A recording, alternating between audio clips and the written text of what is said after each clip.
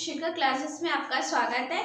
आज हम लोग भाग 4 पढ़ेंगे। भाग 4 में राज्य के नीति निर्देशक तत्व जो कि अनुच्छेद 36 से लेके 51 तक है। ठीक है, आइए हम लोग देख लेते हैं। भाग 4 राज्य के नीति निर्देशक तत्व अनुच्छेद 36 से लेके 51 तक है। राज्य के नीति निर्देशक तत्व कहाँ से लिया गया है? तो आयरलैंड से लिया गया है। ये चीज आप लोग यहाँ पे लिख लीजिए, आयरलैंड से लिया।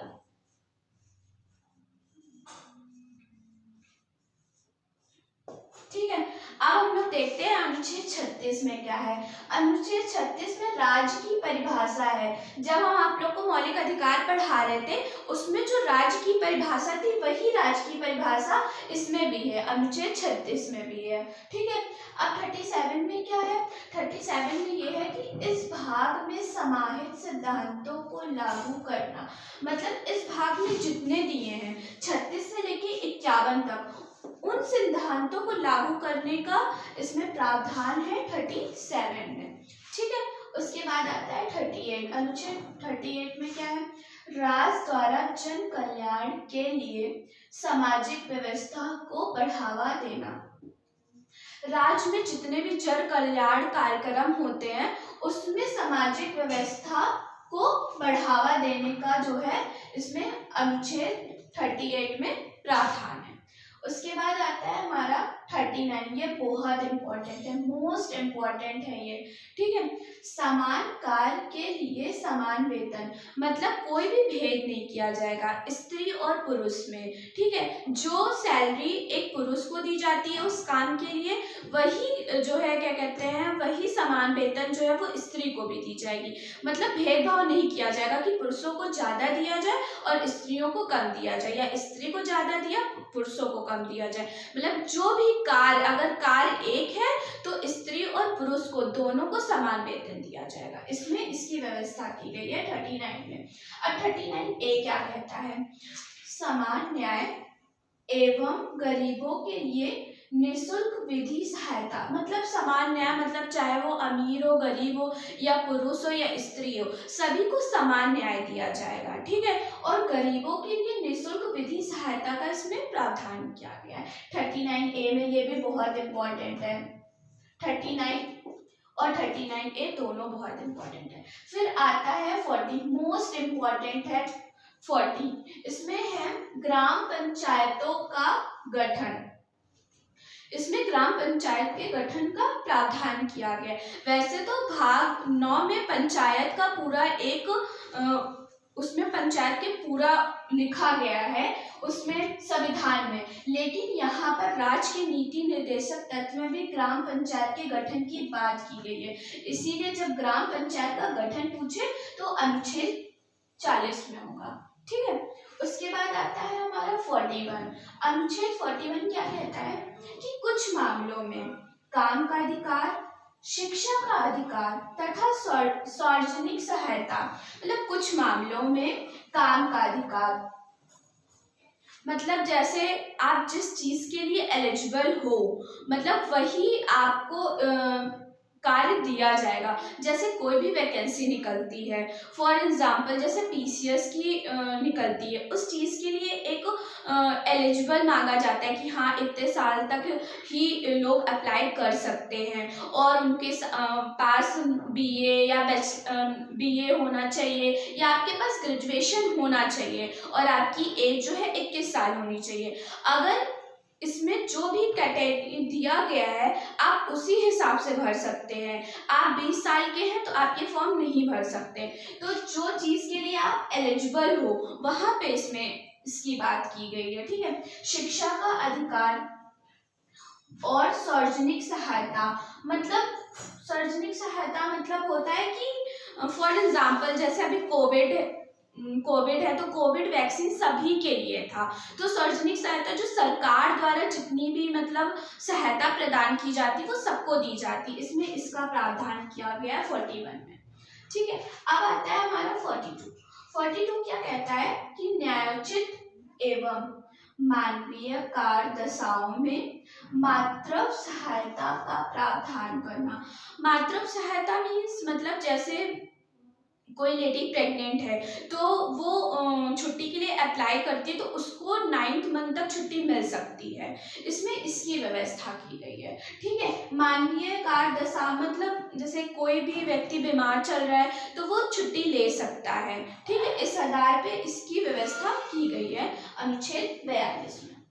अब आते हैं हमारा 43 क्या है, कर्मचारियों को निर्वाह वेतन। इसमें कर्मचारियों के वेतन की बात की गई है। ठीक है, कर्मचारियों की जीवन के लिए, जीवन जीने के लिए वेतन की इसमें बात की गई है। अब आता है 43A, ये भी बहुत इंपॉर्टेंट है। 43A, इसमें क्या क्या है, उद्योगों के प्रबंध में कर्मचारियों की सहभागिता का प्रावधान किया गया है। 43B क्या कहता है, सरकारी समितियों का गठन। इसमें सरकारी समितियों का गठन की बात की गई है। फिर आता है हमारा अनुच्छेद 44 क्या कहता है, नागरिकों के लिए समान नागरिक संहिता। इसका मीन्स मतलब ये चीज गोवा और उत्तराखंड में लागू हुई है। इसका मीन्स ये होता है कि अगर आपकी शादी हुई है और अगर आपकी वाइफ जिंदा है तो आप उसके रहते हुए दूसरी शादी नहीं कर सकते। ये गोवा और उत्तराखंड में ये चीज लागू हो चुकी है। ठीक है, अब आता है हमारा अनुच्छेद 45। अनुच्छेद 45 क्या कहता है, 14 वर्ष तक के बालकों के लिए निःशुल्क शिक्षा। मैंने आपको पढ़ाया था जब मैं मौलिक अधिकार पढ़ा रही थी, तब उसमें ये था कि 6 से 14 वर्ष के बालकों के लिए निःशुल्क शिक्षा थी। यह 14 वर्ष तक के बालकों की निःशुल्क शिक्षा की बात की गई है। ठीक है, उसके बाद अनुच्छेद 46 क्या कहता है कि अनुसूचित जाति एवं जनजाति के कमजोर वर्गों के लिए शैक्षिक तथा आर्थिक हितों को बढ़ावा देना। इसमें जो SC और ST हैं उनके मतलब जो कमजोर वर्ग हैं उनके लिए शैक्षिक तथा आर्थिक हितों को बढ़ावा देना। फॉर एग्जाम्पल, जब भी कोई भी मतलब वैकेंसी आती है तो उसमें हमेशा ST और SC की फीस जनरल और OBC की से कम होती है। मतलब इन लोगों को कमजोर वर्गों में रखा गया है तो इनको उसके इस चीज के लिए मतलब इनकी हमेशा फीस कम रखते हैं। ठीक है, फिर उसके बाद 47 में क्या कहा गया है, 47 में पोषाहार स्तर बढ़ाने और मद्यपान निषेध। मद्यपान निषेध मतलब शराब का बिल्कुल बैन करना। ये चीज जो है बिहार और गुजरात में ये चीज लागू है। ठीक है, और पोषाहार का स्तर बढ़ावा देना, जो सरकार की तरफ से अनाज दिए जाते हैं वो इसी के तहत ही दिए जाते हैं। 47 जैसे कोविड में जो है अनाज जो है वो बढ़ गए थे और जो ये इसी के तहत ही होता है।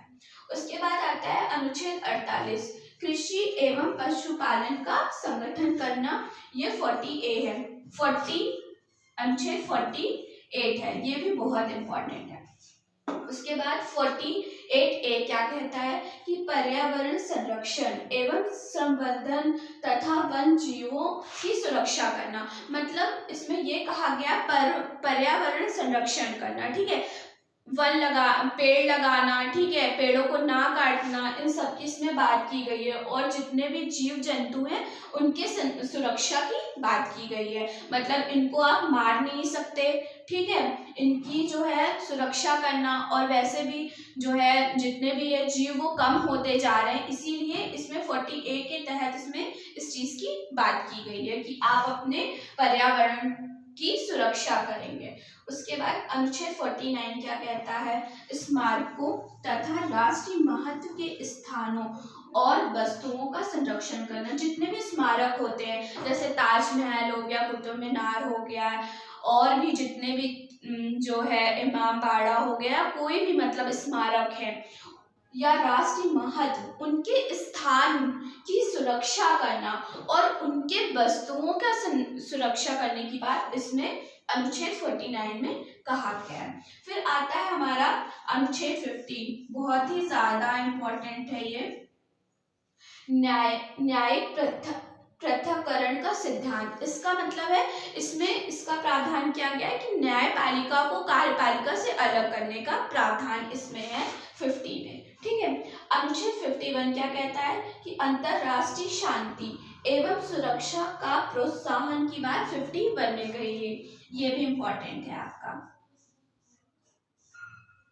ठीक है, एक चीज यहाँ पे और है कि संविधान की आत्मा जो है, राज्य के नीति निर्देशक तत्व को संविधान की आत्मा किसने माना है इसमें? ग्रेनविल ऑस्टिन ने। मैंने आपको बताया था कि भाग 3 में जो है भीमराव अंबेडकर ने संवैधानिक उपचारों को संविधान की आत्मा कहा है। और अगर आपसे पूछे संविधान की आत्मा, सिर्फ संविधान की आत्मा पूछे तो प्रस्तावना होगा। और अगर पूछा जाए भीमराव अंबेडकर ने किसको संविधान की आत्मा माना है, तो संवैधानिक उपचारों के सिद्धांत को माना है। ठीक है, अगर आपसे पूछा जाए तो ग्रेनविल ऑस्टिन ने किसको माना है, तो राज्य के नीति निर्देशक तत्व को माना है।